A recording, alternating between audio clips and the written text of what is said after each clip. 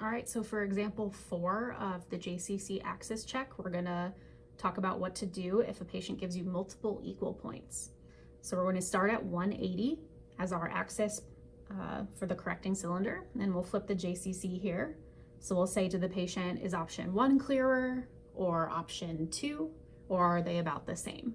And if the patient says they're equal or about the same, then you're going to want to check on either side of this, right? To 5 degrees to either side, because this could be our end point. So let's say we go to axis 5 and we flip the JCC again here.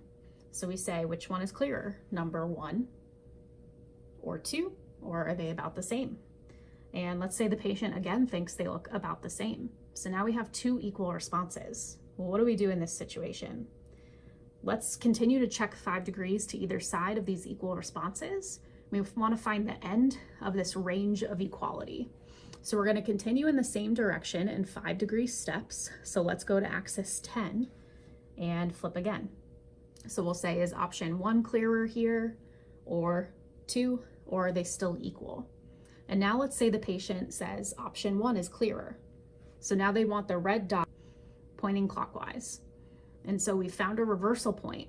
So we know we have reversal at 10, equal at 5, equal at 180. Well, we need to find the other end of this equal range.